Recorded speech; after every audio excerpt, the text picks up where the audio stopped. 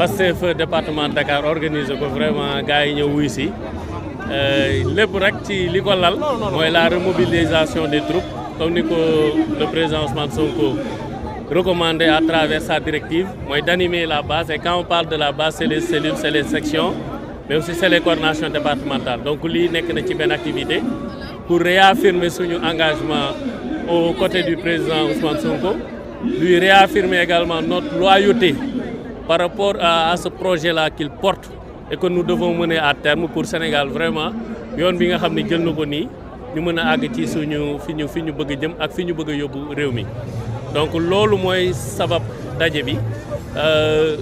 nekk ci wetam comme niñ ci nekkee woon démb comme niñ ci nekkee woon bërka démb comme niñ ci nekkee woon bi muy métti noonu lañ ciy nekkaatee bi muy neex ba bu mu naree métti waat itam noonu la ñu nekkaatee ci wetam incha allah ba keroog ni ñu ko waxee projet bi di délivrer promesse bi nga xam ni def na ko Sénégal donc vraiment kontaan gis ñëpp tout le département s'est mobilisé te xam nañ ñu yombul période tabaski lañ jëm sénégalais yi am nañ ay préoccupations mais quand on parle de Pastef quand on parle du président Ousmane Sonko yaakaar naa nit ñi dañuy bàyyi lépp ñëw teew donc c'est ce qu'on a vu aujourd'hui kontaan ci gisaat frères ak sœurs patriotes yi parce que lii la ñu xam Pastef c'est l'innovation politique Pastef c'est la fraternité Pastef c'est aussi ay initiatives yoo xamante ni day bàyyi xel askan wi di delloo njukkal askan wi également di intégrer seen préoccupation ci li nga xam ne mooy suñu activité politique lii yaakaar naa le message aussi à délivrer c'est congrès bi nga xam ne moom la ñuy wàcc muy le 6 juin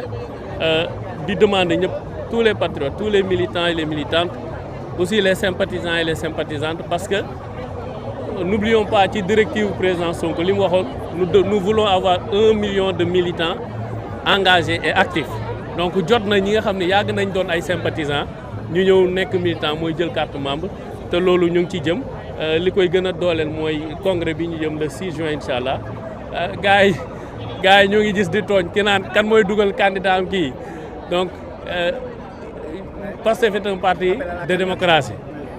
comme niñ ko yàgg defee mosuñu ko gis ci benn parti politique am na ay parti yu fi jaar organiser seen congrès doo xam sax nu congrès bi demee doo gis cellules yi dajaloo doo gis section yi dajaloo doo gis département yi dajaloo mais ñun lii may wane ni li ñu yàgg a wax Pastef dafa am lu ñu tuddee démocratie interne tijji nañ jeu bi donc mais ñëpp xam nañ ni benn président la ñu am bu bëggee moom la bu bëggul moom la donc kon ñu mobiliser toute la base vraiment cellules yi sections yi coordination départementale même aussi les coordinations à l'étranger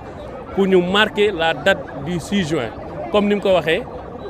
Pastef nekk la première force politique du Sénégal te dañu bëgg mu continuer di ko nekk pendant les 50 ans te loolu bu weesoo li ñuy liggéey ci état ngi taxaw ci bëgg-bëgg askan wi mais également suñu engagement politique boo xamante ni également dafay aligner également li nga xam ne moom la ñuy def ci état. lan la ñu mën a xaar ndax Pastef xamee nañ ko ci innovation lan la ñu mën a xaar le 6. waaw comme d'habitude rek ni ngeen ñu xamee ñun moom fu ñu génn baar bi gën a yéeg te baar bi day gën a yéeg gars yi duñu mën a suivre comme duñu mën a suivre nag moo tax après ñoom dañuy des ci ginnaaw wala des ci suuf rek commencé sànni xeer rek ñu ñu defee mais Pastef moom képp ku xam Pastef xam ni Pastef c'est un creuset d'innovation politique partout nag depuis biñ ko commencé ba tey bëri na yu fi jàll levée de fonds yi nemmeeku tour bokk na VAP vacances agro-patriotiques VPM vacances médicales patriotiques cours de vacances yi action sociale yi action citoyenne yi tout ça ça constitue Pastef comme je le dis c'est le seul parti qui chaque week-end partout au Sénégal il y a des activités dans la diaspora donc c'est ça une force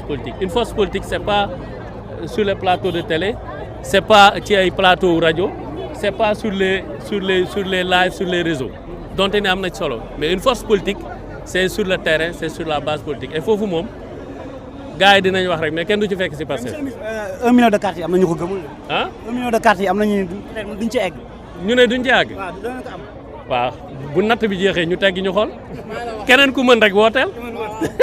merci beaucoup monsieur le ministre nga xamante ni moom mooy ministre Ousseynou Ly dafa mel ni nag Diomaye lay tontu parce que Diomaye dese naa gëm li nga xamante ni moom mooy 1 million de cartes yi donc tontu na ko indirectement c'est ça qu'on voulait monsieur Waly Diouf Bodian dafa ñëw donc ñu approché ko. waaw ñu jéem a approché monsieur Waly Diouf Bodian comme ça ñu arraché quelques mots si moom s'il vous plaît s'il vous plaît s'il vous plaît s'il vous plaît voilà voilà dañuy jël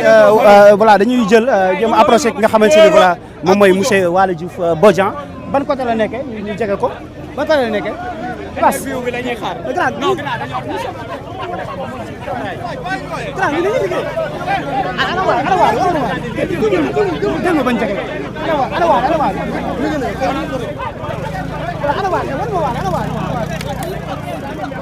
dafa mel ne bon ndax Ousmane Sonko dafa ñëw en tout cas loolu la ñuy xool gis nañu non pas encore il faut ñu vérifier ko bon on a l'impression que Ousmane Sonko dafa négocier mais bon dañuy jéem a xool mais gis nañu sécurité bi également Birame Souleye également mi ngi noonu DG yëpp ñëw nañ ministre yëpp ñëw nañ Birame Souleye Diop également ñu dem jéem a arracher quelques mots pour jël ko arracher quelques mots pour ñi nga xamante ni voilà ñu ngi kilifa la voilà ñu jël quelques d'accord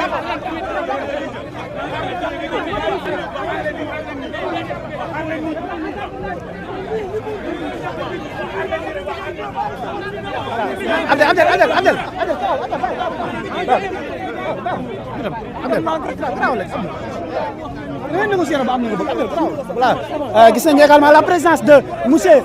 Waly Diouf Bodian mais aussi Birame Souleye Diop Tahirou Sarr nga xam ne mooy Daouda Ngom en tout cas le gouvernement de Pastef en tout cas ils sont présents boo gisee monsieur Waly Diouf Bodian mi ngi noonu jàkkaarloo ak ñun gis nañu monsieur Tahirou Sarr également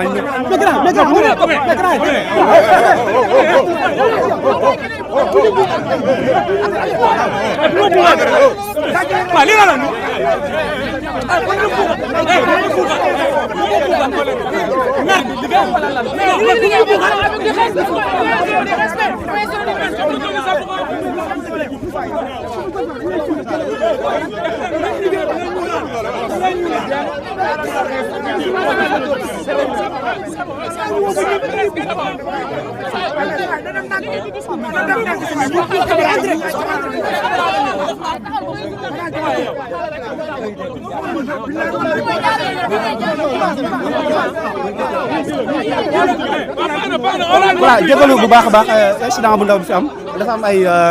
yi nga xamante ni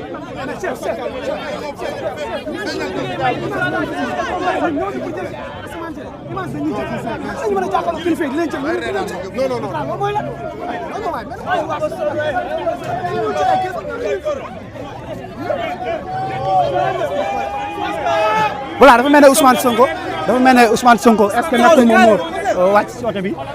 dafa mel ne Ousmane Sonko moom moo nekk ci kanam oto bi Abdel dama ci kanam Abdel voilà